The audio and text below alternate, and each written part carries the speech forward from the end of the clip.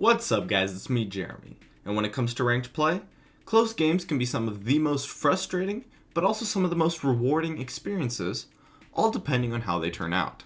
Let's get started.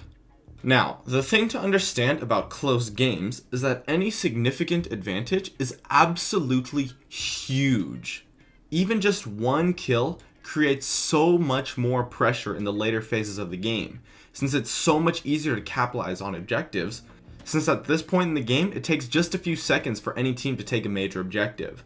Not to mention that a clean ace for either side would result in a push to kill the Nexus almost guaranteed, or at least multiple inhibitors. So what it all comes down to is finding that significant advantage.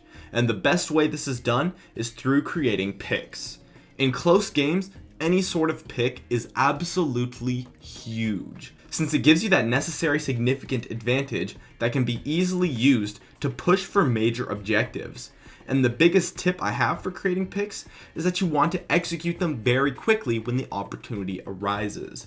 Most chances for picks are very short, as players overextend just a little bit, then notice their poor positioning and back off. If you can capitalize on that small window by not hesitating, it's easy to make that pick happen. Flashing in is often a great way to create picks, since it's something that people don't really expect. And the distance you can cover when you flash in is just absurd. Just hit your crowd control and unload your burst onto the opponents. There's not much to it once you've seen the opportunity and taken it. And of course, be careful trying to pick tanky targets, since it does take a long time to kill them and can often result in an unwanted fight instead of a pick. Now the thing is that in close games, avoiding picks is just as important. Picks really are just the key when it comes to close games, as everything else is just kind of the same. Team fights play out in a similar way, sieges play out in a similar way. One of the only differences in a close game is the value of a pick. Apart from paying attention to your positioning, a key tactic to avoiding picks is simply to expect them. Respect your opponent's power, as picks can happen very quickly without warning and decide a game. So be ready for people to flash in onto you, and don't put yourself in a position where a pick is remotely possible without good reason. One thing I find that helps avoid picks is to avoid insignificant advantages. As mentioned, when it comes to close games, a significant advantage such as a pick goes a huge way. However, advantages such as stealing a buff or taking a dragon are really not as useful, since those kinds of advantages are used to snowball with the gold lead that they generate. But in a close game that is in the late game, snowballing is no longer a thing. People are starting to finish up their builds, and overall there just isn't time to try to create a snowball. I've seen so many games be decided because people risked an unnecessary dragon or blue buff invade. The truth is that those objectives simply just aren't worth nearly as much as the game goes on. So when it comes to those kinds of things, yes, it does mean that they aren't completely useless, but be very careful with them. And I would advise to only go for them if they are absolutely free. And definitely be careful when contesting them, and only do so with your whole team. And even then it's not a very good idea, since it does leave you open in other areas on the map.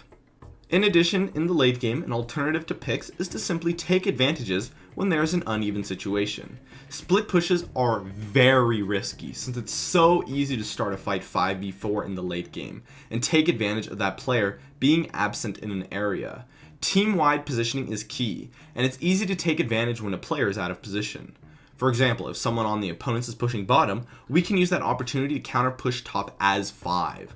Since it's a 4v5, a tower dive is not only possible, but likely very easy, since it's so far into the game. So be careful when you stray from your team, as often going down to clear that wave is not really worth it. Since remember, in the late game, snowballing is no longer a factor. When someone goes away from their team, it's practically like they were picked off, simply because they aren't there, which in the end is really what matters, not the gold from the pick. So take advantage of those uneven situations. So once you've found a way to gain a man advantage, you want to use that advantage to gain other objectives, push towers as a group of 5, perhaps bait a Baron fight without starting it to start a 4v5 fight, or if your team is tanky enough, you can just force a push by tower diving. Use that advantage to make plays, since it will definitely be a lot easier and the advantage does not last forever.